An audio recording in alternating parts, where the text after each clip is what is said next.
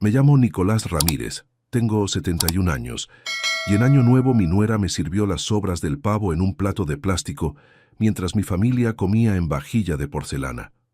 «Es suficiente para ti», me dijo con esa sonrisa falsa que tanto conocía.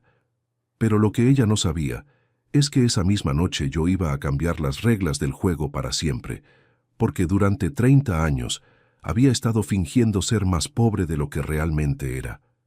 Imagínate la humillación. Allí estaba yo, el hombre que había criado a ese niño desde bebé, sentado en una silla de plástico en el patio, mientras mi hijo Roberto y su esposa Liliana celebraban el Año Nuevo 2024 en el comedor con mantel de encaje y copas de cristal.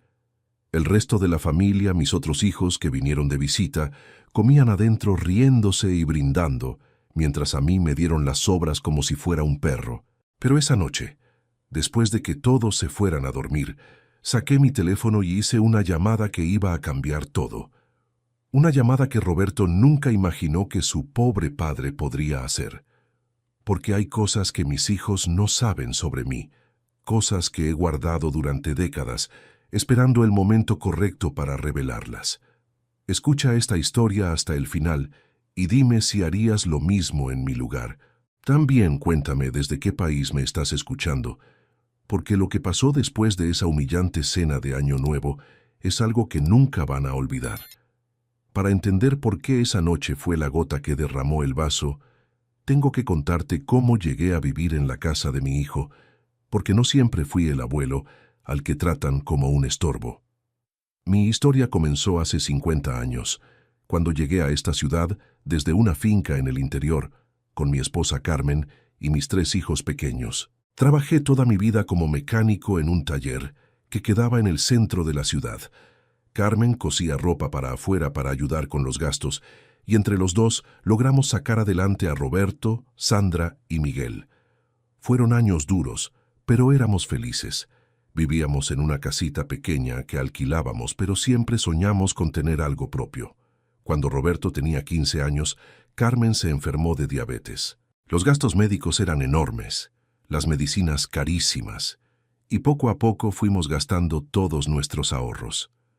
Tuve que trabajar doble turno, los fines de semana, hacer trabajitos extra, todo para poder pagar los tratamientos de mi mujer. Roberto era el mayor, entonces él me ayudaba en el taller después del colegio. Era un muchacho inteligente, con buenas notas, y yo soñaba con mandarlo a la universidad para que fuera ingeniero. Pero la enfermedad de Carmen consumía todo el dinero que ganábamos. Cuando Roberto cumplió 18 años, Carmen empeoró mucho. Una mañana la encontré desmayada en la cocina. La llevamos al hospital y los doctores nos dijeron que necesitaba un tratamiento especial que costaba una fortuna. Esa noche, Roberto vino a hablar conmigo. «Papá», me dijo, «yo no necesito ir a la universidad. Prefiero ponerme a trabajar para ayudarte con mamá». Ese muchacho estaba dispuesto a sacrificar su futuro por su familia. Ahí decidí que iba a hacer lo que fuera necesario para que él pudiera estudiar y Carmen pudiera curarse. Fue entonces cuando tomé la decisión más arriesgada de mi vida. Pedí un préstamo enorme al banco, usando como garantía todo lo que teníamos, incluida la casa que habíamos logrado comprar. Era un riesgo tremendo, pero sabía que era la única manera de salvar a Carmen y darle un futuro a Roberto. Con ese dinero pagué el mejor tratamiento para Carmen, y gracias a Dios se curó completamente. También pude mandar a Roberto a estudiar ingeniería en la mejor universidad de la región. Sandra y Miguel eran menores, pero ya tenía planificado cómo iba a costear sus estudios también. Trabajé como un animal para pagar ese préstamo. Me levantaba a las 4 de la mañana, trabajaba en el taller hasta las 6 de la tarde y después hacía trabajos de mecánica a domicilio hasta las 11 de la noche. Los domingos reparaba carros en mi casa. Carmen me ayudaba llevándome la comida al taller y organizando los turnos de los clientes. Roberto se recibió de ingeniero civil cuando tenía 24 años. Fue uno de los días más felices de mi vida. Hice una fiesta en la casa, invité a todos los vecinos, a mis compañeros del taller, a toda la familia. Estaba tan orgulloso de mi hijo, el ingeniero. «Mira lo que logró este muchacho», les decía a todos. Salió de una familia humilde y ahora es profesional. Después Roberto consiguió trabajo en una empresa constructora importante. Ganaba bien, muchísimo más de lo que yo había ganado jamás. Se compró un carro nuevo, ropa elegante, empezó a moverse en círculos de gente adinerada. Y conoció a Liliana. Liliana venía de una familia de clase media alta. Su padre era contador, su madre profesora universitaria. Cuando Roberto me la presentó, me pareció una muchacha educada, aunque algo distante. Pero pensé, si mi hijo la eligió, debe ser una buena persona. Se casaron cuando Roberto tenía 27 años. La boda fue elegante, en un salón de eventos que debió haber costado una fortuna. Roberto pagó todo, y yo me sentí orgulloso de que mi hijo pudiera costear una ceremonia así. Carmen y yo fuimos vestidos con nuestra mejor ropa, pero igual nos sentimos un poco fuera de lugar entre tanto lujo. Después de la boda, Roberto y Liliana se fueron a vivir a un apartamento en una zona exclusiva de la ciudad. Nosotros seguimos en nuestra casa humilde, pero no nos importaba. Estábamos felices de que nuestro hijo hubiera progresado tanto. Los primeros años todo parecía ir bien. Roberto nos visitaba seguido, almorzaba con nosotros los domingos, nos contaba de su trabajo. Liliana venía también, aunque siempre parecía un poco incómoda en nuestra casa sencilla. Sandra se recibió de enfermera y Miguel de profesor. También les ayudé con sus estudios, aunque ya no tuve que pedir préstamos. Para entonces el taller me iba muy bien y había logrado pagar todas las deudas. Mis 3 hijos eran profesionales y Carmen y yo nos sentíamos realizados como padres. Cuando Roberto tenía 30 años, él y Liliana tuvieron su primer hijo, Sebastián. Después llegó Isabela. Carmen y yo estábamos locos de felices con los nietos. Roberto nos dejaba cuidarlos los fines de semana, y Carmen se desvivía por esos niños. Pero fue por esa época cuando empezaron los cambios sutiles. Liliana comenzó a hacer comentarios sobre nuestra casa, sobre nuestra manera de vestir, sobre nuestra forma de hablar. «Ay, Roberto», le escuché decir una vez, «¿no te da pena que los niños vean a sus abuelos viviendo así? Viviendo así, como si fuéramos unos indigentes». Roberto, que antes me defendía de cualquier cosa, empezó a quedarse callado cuando su mujer hacía esos comentarios. Peor aún, empezó a secundarla. «Papá», me dijo un día, «¿no te parece que ya es hora de que te modernices un poco? Podrías comprarte ropa nueva, arreglar la casa». Le expliqué que estaba ahorrando para mi vejez, que no quería ser una carga para nadie cuando ya no pudiera trabajar, pero él insistía. «Papá, no seas tan tacaño, disfruta un poco la vida». Tacaño. Mi propio hijo me llamó tacaño, cuando yo había sacrificado todo por su educación y su futuro. Las visitas se fueron espaciando. Primero dejaron de venir todos los domingos, después cada 15 días, después una vez por mes. Cuando preguntaba por qué no venían, siempre había excusas. Los niños tienen actividades, Liliana tiene jaqueca, tenemos compromisos sociales. Carmen empezó a ponerse triste. «Nicolás», me decía, «siento que estamos perdiendo a nuestro hijo». Yo trataba de tranquilizarla, pero en el fondo sabía que tenía razón. Cuando Carmen cumplió 65 años, Roberto y Liliana no vinieron a la fiesta. Llamaron a última hora con una excusa. Carmen lloró toda la noche. 30 años cuidé a ese niño, sollozaba, y ahora no tiene ni una tarde libre para celebrar conmigo. Un año después, Carmen empezó a sentirse mal otra vez. Esta vez no era diabetes, sino algo peor. Los doctores nos dijeron que tenía cáncer. La enfermedad avanzó rápido, y yo me dediqué completamente a cuidarla. Roberto vino al hospital unas pocas veces durante los meses que Carmen estuvo internada. Siempre tenía prisa, siempre tenía que irse temprano por algún compromiso. Liliana casi no apareció. «No soporto ver a la gente enferma», se excusaba. Carmen murió un martes por la mañana. Yo estaba sosteniendo su mano cuando se fue. Roberto llegó al hospital 2 horas después, cuando ya era tarde. No lloró, no mostró emoción. Solo preguntó por los trámites del funeral. En el entierro de Carmen, Liliana se acercó a mí y me dijo, «Nicolás, sabes que no podés quedarte solo en esa casa tan grande. ¿No pensaste en mudarte a un lugar más chico?» Ni siquiera habían pasado 24 horas desde la muerte de Carmen y ya estaba pensando en sacarme de mi casa. Después del funeral me quedé solo. La casa se sentía vacía sin Carmen, pero era mi hogar. Ahí habíamos criado a nuestros hijos, ahí habían nacido mis nietos cuando los cuidábamos, ahí estaban todos mis recuerdos. Roberto empezó a visitarme más seguido después de que murió Carmen, pero no era por cariño. Venía a revisar cómo estaba la casa, a preguntar por mis finanzas, a sugerir que me mudara a algo más pequeño. «Papá», me decía, «esta casa es demasiado grande para vos solo. Podrías venderla y comprarte un apartamento. Con lo que te sobre, podrías vivir cómodamente». Siempre volvía al tema del dinero, de vender, de mudarme. Un día llegó con unos papeles. «Papá, encontré un apartamento perfecto para vos. Es pequeño, pero cómodo. Está cerca de un supermercado y de un centro médico». Cuando vi el lugar, era un cubículo horrible en un edificio viejo. «Roberto», le dije, «yo no me voy a mudar ahí. Esa no es una casa, es una celda». «Papá, no seas necio. A tu edad no necesitas tanto espacio». A mi edad, como si tener 70 años me hubiera vuelto incapaz de decidir dónde vivir. Fue entonces cuando Liliana tuvo su gran idea. «Nicolás», me dijo un domingo, «¿por qué no te venís a vivir con nosotros? Podés quedarte en el cuarto de huéspedes. Así estás acompañado y nosotros te cuidamos». Sonaba generoso, pero yo conocía a Liliana. Nada de lo que hacía era por generosidad. «No quiero molestar», le dije. «Yo estoy bien en mi casa». Pero ella insistió, y Roberto también. «Papá, es lo mejor. Vas a estar con la familia, con los nietos, y nosotros vamos a estar tranquilos sabiendo que estás bien cuidado». Durante 3 meses me resistí, pero ellos siguieron insistiendo. Roberto empezó a visitarme todas las semanas, algo que no había hecho en años. Me traía comida, me ayudaba con las compras, se mostraba súper atento. «¿Ves, papá? Así sería todos los días si vinieras a vivir con nosotros». Finalmente acepté, pero con una condición. «Voy a alquilar mi casa», les dije. «No la vendo. Si en algún momento no me siento cómodo con ustedes, me vuelvo».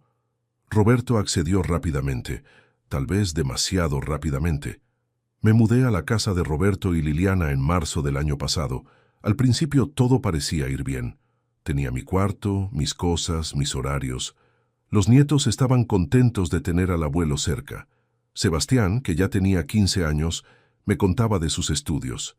Isabela, de 12, me mostraba sus dibujos.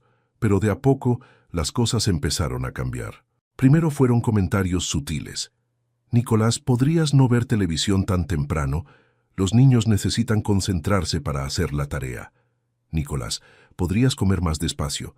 El ruido de los cubiertos molesta». Después vinieron las reglas.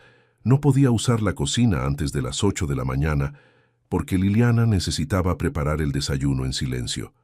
No podía bañarme después de las 8 de la noche porque el ruido del agua molestaba. No podía invitar visitas sin avisar con 3 días de anticipación. Las comidas se volvieron un tormento.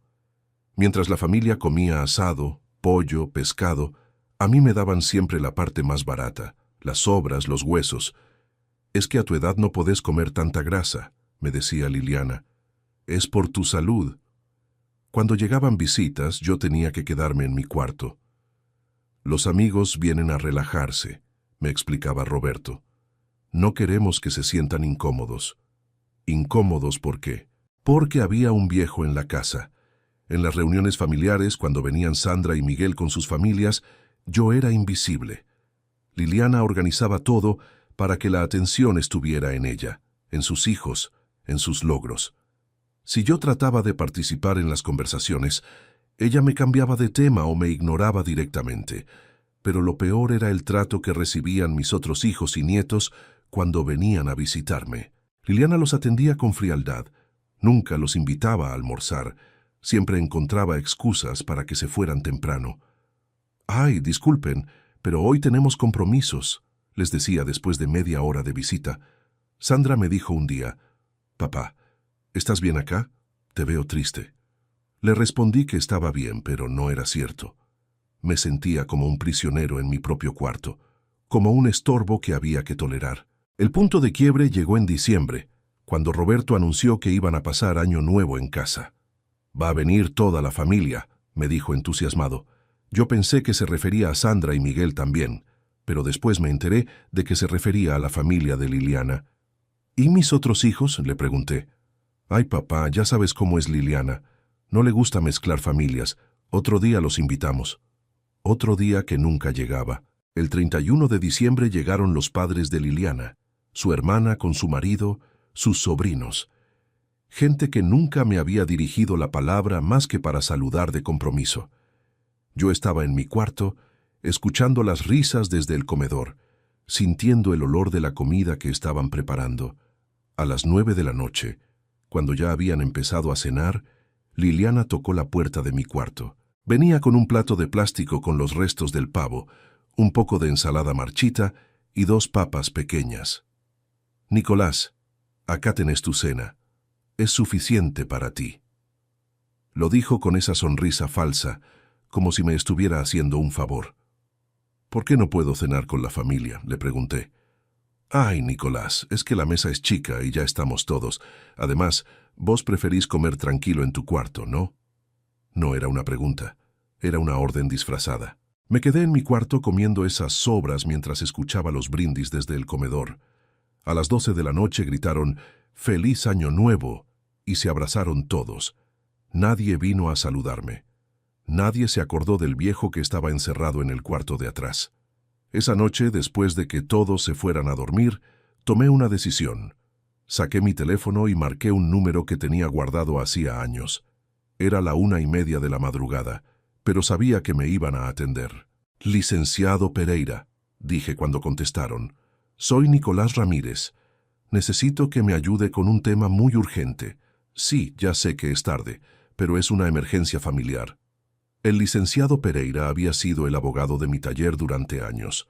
Era el único que conocía la verdad completa sobre mis finanzas, sobre las propiedades que tenía, sobre las inversiones que había hecho durante décadas, porque había algo que mis hijos nunca supieron sobre mí. Durante 30 años, mientras ellos creían que yo era un mecánico pobre que apenas subsistía, yo había estado construyendo un imperio silencioso. Cada peso extra que ganaba, lo invertía. Compré propiedades cuando estaban baratas, invertí en acciones, abrí cuentas en diferentes bancos. ¿Por qué nunca les conté?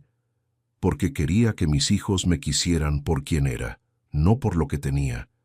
Quería que se esforzaran, que valoraran el trabajo, que no dependieran de la herencia. Nunca imaginé que ese mismo dinero se convertiría en el arma que iba a usar para darles la lección más dura de sus vidas. «Licenciado», le dije por teléfono esa madrugada del 1 de enero, «quiero que mañana mismo prepare todos los papeles para cambiar mi testamento. Y también quiero que investigue las finanzas de mi hijo Roberto. Tengo la sospecha de que hay cosas que no me está contando». Al día siguiente, 2 de enero, el licenciado Pereira vino a la casa con una carpeta llena de documentos.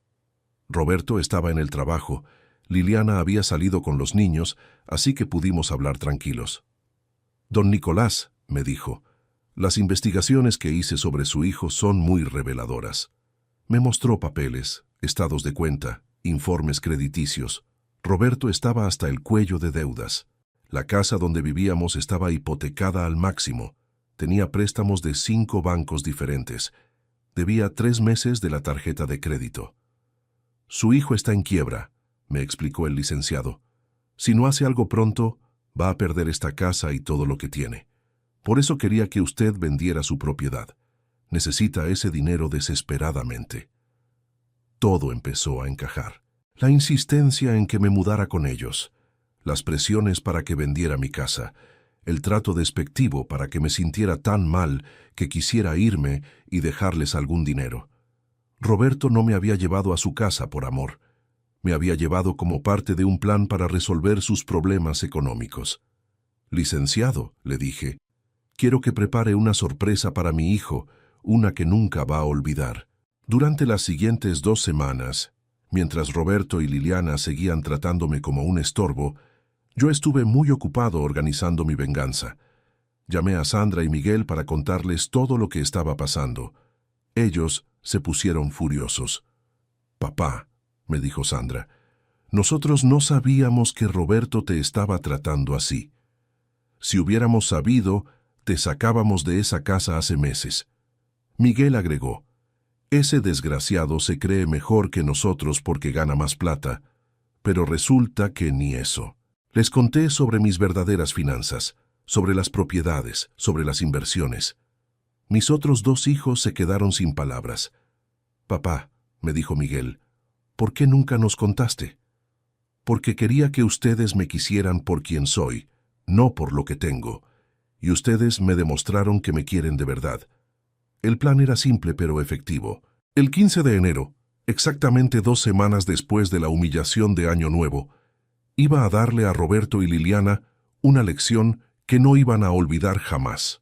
Esa mañana, Roberto se fue al trabajo como siempre. Liliana salió a hacer las compras. Los niños estaban en el colegio. Yo llamé al licenciado Pereira. «Licenciado, hoy es el día. Active el plan». A las 10 de la mañana llegó el primer camión de mudanza. Después llegó el segundo. Los empleados tenían órdenes muy específicas sobre qué sacar y qué dejar. Sacaron todas mis pertenencias, todos mis muebles, toda mi ropa. En 3 horas, mi cuarto quedó completamente vacío.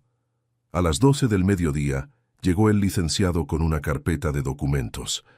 A las 12:30 llegaron Sandra y Miguel con sus familias.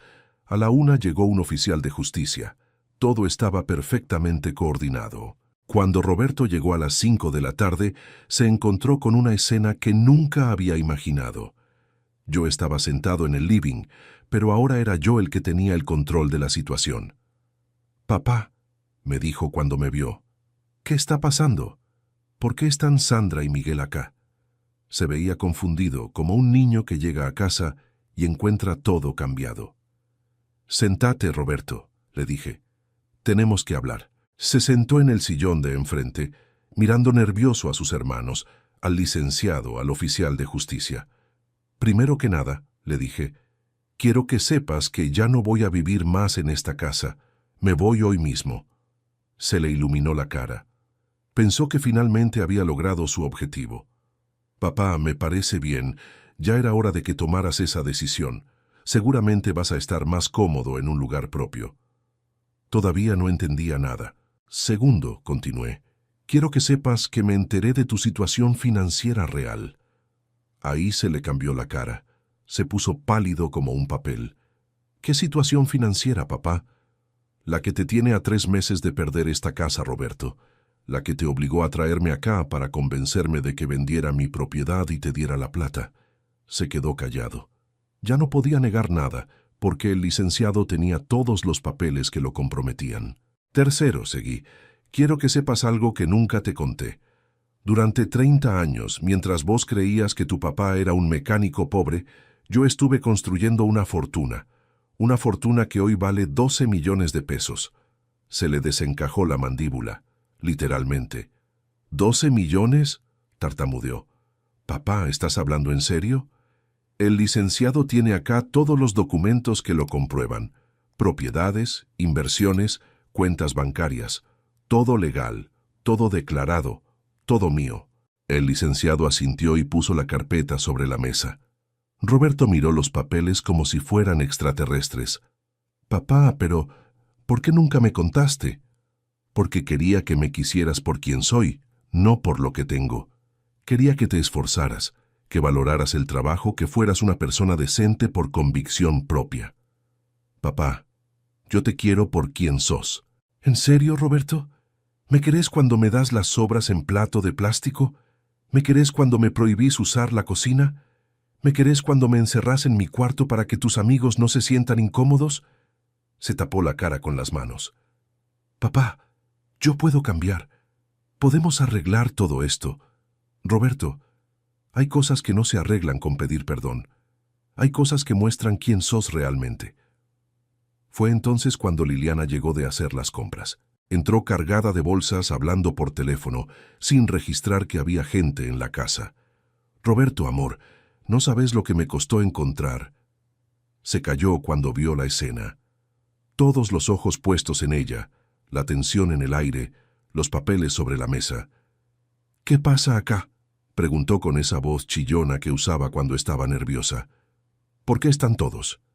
Roberto la miró como si la viera por primera vez.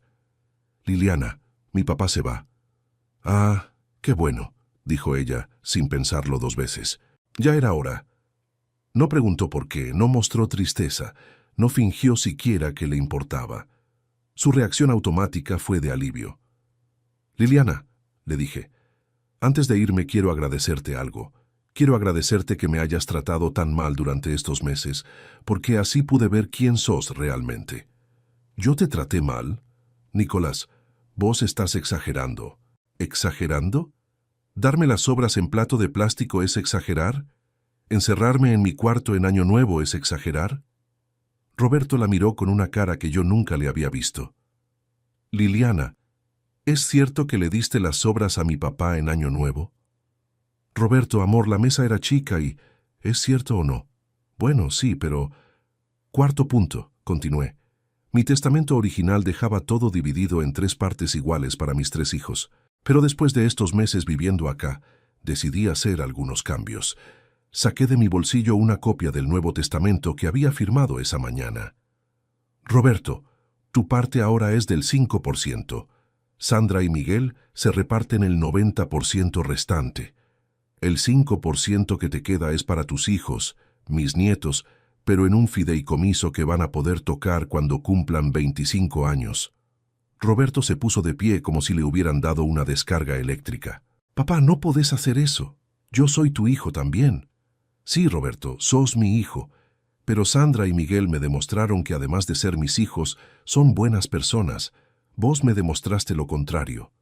Liliana empezó a gritar. «Esto es injusto. Nosotros te cuidamos, te dimos techo». «¿Cuidarme? ¿Llamás cuidar a humillarme todos los días? ¿Llamás dar techo a encerrarme en un cuarto como un prisionero? Pero vos no tenés derecho a hacer eso. Roberto es tu hijo mayor». «Liliana», le dije con calma, «yo tengo derecho a dejar mi plata a quien se me dé la gana, y decidí dejársela a la gente que me trata con respeto». Roberto trató de acercarse a mí. «Papá, por favor, reconsidera. Yo puedo cambiar. Te prometo que todo va a ser diferente». «Roberto, hay cosas que no se prometen.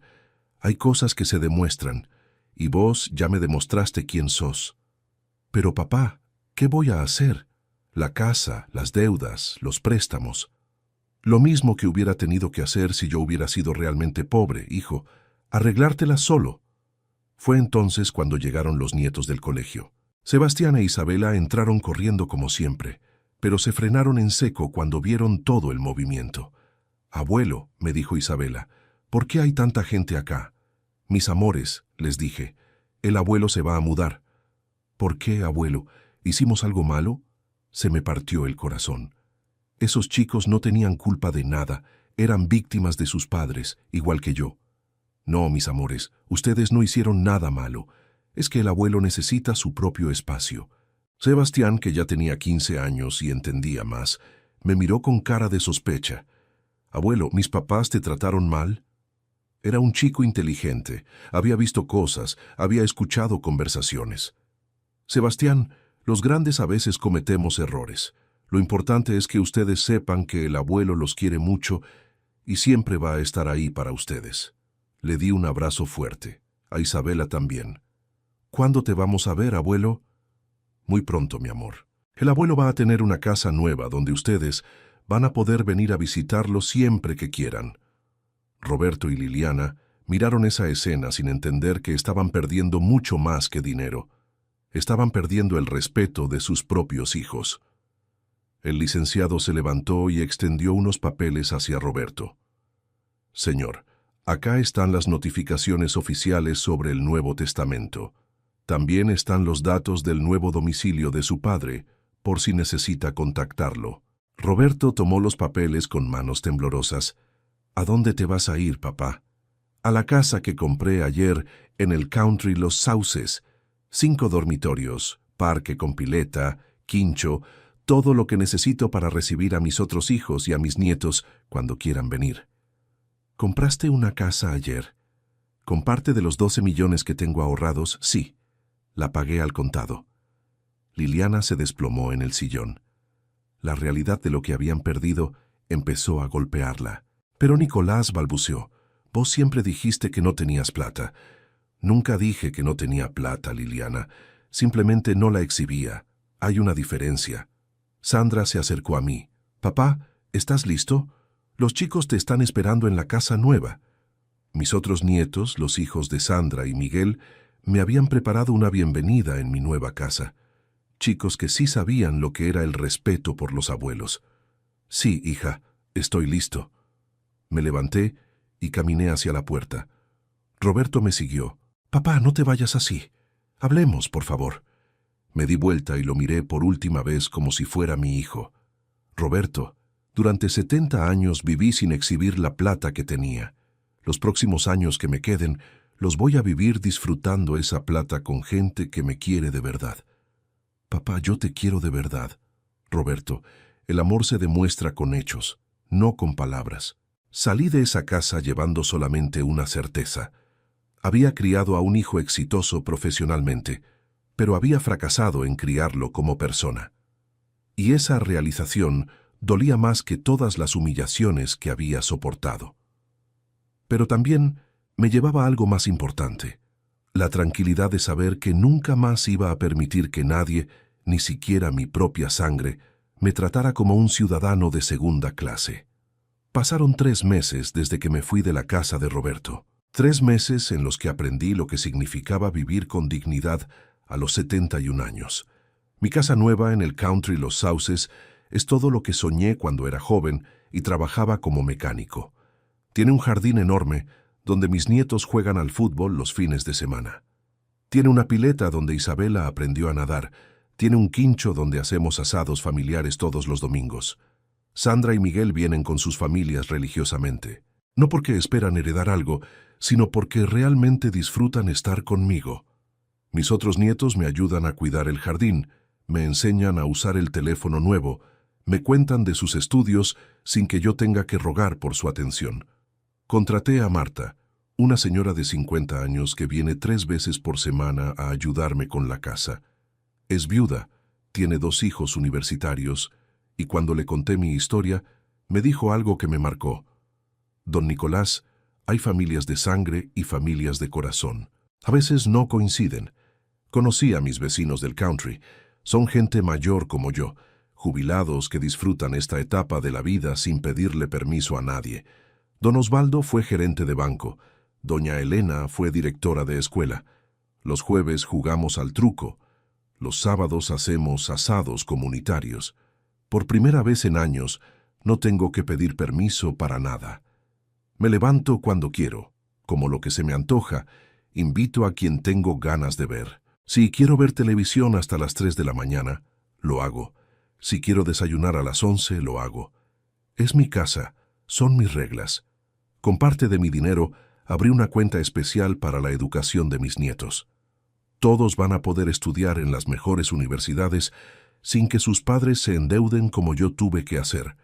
Pero esa plata viene con una condición: que sean buenos estudiantes y buenas personas. También doné dinero al hospital donde trataron a Carmen, para que otras familias humildes puedan acceder a los mejores tratamientos. Y financié becas de estudio en la escuela técnica, donde Roberto aprendió los primeros conocimientos que después le sirvieron para estudiar ingeniería. Roberto me ha llamado 17 veces en estos 3 meses. Las primeras llamadas eran para pedirme perdón, para suplicarme que reconsidere el testamento. Papá, entendí todo. Me di cuenta de mis errores. Dame una oportunidad de demostrarte que puedo cambiar. Las llamadas del medio eran para contarme sus problemas. Papá, el banco me está ejecutando la hipoteca. Van a rematar la casa. Papá, Liliana está desesperada. Dice que es culpa mía haber perdido la herencia. Las últimas llamadas han sido diferentes. Papá, Liliana se fue, se llevó a los chicos y se fue a vivir con sus padres. Dice que no puede estar casada con un fracasado. Papá, perdí el trabajo. La empresa está recortando personal y como tengo problemas financieros, decidieron despedirme. En la última llamada me dijo algo que me sorprendió. Papá, ahora entiendo lo que significaba trabajar duro para mantener a la familia. Por primera vez en mi vida estoy solo, sin plata, sin trabajo, sin mujer. Ahora entiendo lo que vos hiciste por nosotros cuando éramos chicos. Le respondí. Roberto, hay lecciones que duelen, pero son necesarias. A los 43 años estás aprendiendo lo que yo aprendí a los 20. Mejor tarde que nunca. Sebastián e Isabela vienen a visitarme todos los sábados. Los voy a buscar a la casa de los padres de Liliana y los traigo acá. Pasan el día conmigo, almorzamos juntos, hacemos los deberes, jugamos en el jardín. A las 7 los llevo de vuelta. Sebastián me dijo hace 2 semanas, «Abuelo, papá está muy triste, llora todas las noches». ¿Y vos qué pensás de todo esto, Sebastián? Pienso que papá se portó mal con vos, abuelo. Yo lo vi. Mamá también. Nunca me gustó cómo te trataban. Isabela, que es más chica pero muy perceptiva, me dijo, «Abuelo, ¿es cierto que sos rico?» «¿Por qué me preguntas eso, mi amor?» «Porque mamá le grita a papá que por su culpa perdimos mucha plata». Les expliqué de una manera que pudieran entender. «Mis amores, el abuelo tiene plata ahorrada porque trabajó mucho durante toda su vida. Esa plata la iba a compartir con toda la familia. Pero cuando una persona te trata mal, ya no tenés ganas de compartir nada con ella. ¿Y nosotros qué vamos a recibir, abuelo? Ustedes van a recibir lo más importante, educación, valores, respeto. Y cuando sean grandes y demuestren que son buenas personas, van a recibir también ayuda económica para cumplir sus sueños». La semana pasada Sandra me trajo una noticia que me entristeció y me alivió al mismo tiempo. «Papá, Roberto vendió la casa. No le alcanzó para pagar todas las deudas, pero al menos no está más en quiebra. ¿Y a dónde se fue a vivir? Alquiló un departamento de 2 ambientes en el barrio donde vivíamos cuando éramos chicos. Está trabajando como empleado en una empresa de construcción, ganando lo mismo que ganaba vos cuando eras mecánico. Es curioso cómo la vida te da vueltas. Roberto, que se avergonzaba del barrio humilde donde creció, ahora está viviendo ahí otra vez. Roberto, que se creía superior por ser ingeniero, ahora está trabajando como empleado después de haber sido jefe. Miguel me visitó ayer y me dijo algo que me hizo reflexionar. Papá, ¿no te parece que Roberto ya pagó suficiente por sus errores? Miguel, no es que quiera ver sufrir a Roberto, es que hay cosas que no se perdonan solamente porque la persona se quedó sin plata. Pero papá, es tu hijo, y los chicos necesitan a su papá estable. Los chicos siempre van a tener al abuelo como respaldo. En cuanto a Roberto, cuando demuestre que realmente cambió, no por necesidad, sino por convicción, entonces podremos hablar. Ayer por la noche, después de que se fueran Miguel y su familia, me senté en el jardín a tomar mate y a pensar en todo lo que había pasado en estos últimos meses. La luna estaba llena y el jardín se veía hermoso bajo esa luz plateada. Pensé en Carmen, en cómo le habría gustado ver este lugar, ver a sus nietos corriendo por el césped, chapoteando en la pileta. «Carmen», le dije al viento, «ojalá pudieras ver lo que tu viejo logró. Ojalá pudieras ver que al final aprendí a valorarme. A veces hablo con ella cuando estoy solo. Le cuento sobre mis días, sobre los nietos, sobre las decisiones que tomo. Sé que puede sonar extraño, pero siento que me escucha desde algún lugar. Y estoy seguro de que aprobaría lo que hice con Roberto. Carmen siempre fue una mujer de carácter fuerte, nunca toleró las faltas de respeto. Recordé una conversación que tuvimos años atrás, cuando Roberto recién se había casado con Liliana. «Nicolás», me había dicho Carmen, «esa muchacha no me gusta nada. Tiene una manera de mirarnos que no me convence». Yo había defendido a Liliana en ese momento, pensando que Carmen estaba siendo demasiado susceptible. Qué equivocado estaba. ¿Me arrepiento de haber tomado la decisión que tomé? No. Roberto necesitaba una lección que las palabras nunca le iban a dar. A veces, el amor de padre también significa dejar que los hijos enfrenten las consecuencias de sus actos. Extraño algo de la vida que tenía antes. Extraño la ilusión de que Roberto era mejor persona de lo que realmente es. Pero no extraño la humillación, el desprecio, la sensación de ser un estorbo en mi propia familia. ¿Qué aprendí de todo esto? Aprendí que el dinero no te hace mejor persona, pero la falta de dinero tampoco te hace peor. Aprendí que el respeto no se mendiga, se exige. Aprendí que nunca es tarde para cambiar el rumbo de tu vida si no estás conforme con el lugar donde estás. Esta mañana, mientras desayunaba en mi jardín viendo cómo mis nietos jugaban en la pileta, recibí una llamada inesperada. Era Roberto, pero esta vez sonaba diferente. «Papá», me dijo, «no te llamo para pedirte plata ni para pedirte perdón otra vez. Te llamo para contarte que conseguí un trabajo nuevo. Un trabajo donde me valoran por lo que sé hacer, no por mi apellido ni por mis contactos». Me alegra escuchar eso, Roberto. Papá, también quiero contarte que empecé terapia psicológica. Necesito entender por qué me convertí en una persona tan soberbia, tan despreciativa con la gente que me quiere. Era la primera vez que lo escuchaba hablar así, sin excusas, sin justificaciones, sin echarle la culpa a otros. Papá, sé que perdí el derecho a pedirte algo, pero hay algo que necesito decirte. Necesito que sepas que estoy orgulloso de ser tu hijo, orgulloso del hombre trabajador y digno que sos. Y necesito que sepas que voy a pasar el resto de mi vida tratando de ser digno de llevarte tu apellido. Se me quebró la voz. Roberto, eso es lo único que siempre quise escucharte decir. ¿Significa que hay alguna posibilidad de que me perdones? Roberto, el perdón se gana con hechos, no con palabras, pero el hecho de que estés hablando así me dice que tal vez hay esperanza. Colgamos después de una hora de conversación. La primera conversación real que habíamos tenido en años. No hablamos de dinero, no hablamos de herencias, hablamos de sentimientos, de errores, de segundas oportunidades. ¿Va a cambiar algo en mi testamento? Todavía es muy pronto para saberlo. Roberto necesita demostrar que su cambio es real y duradero, no una estrategia desesperada para recuperar la herencia.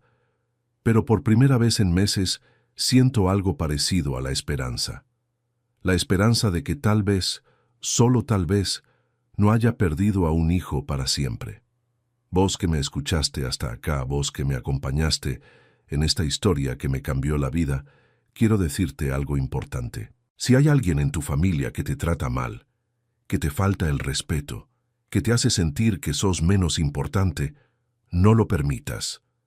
No importa que sea tu hijo, tu padre, tu hermano, tu cónyuge.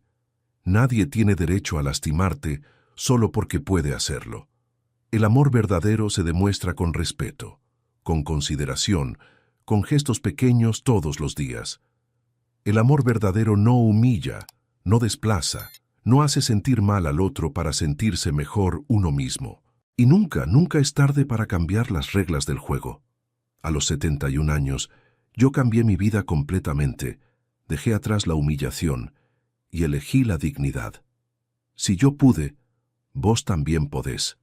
La vida es muy corta para gastarla con gente que no te valora, y la vida es muy valiosa para desperdiciarla sintiendo lástima por personas que eligieron lastimarte.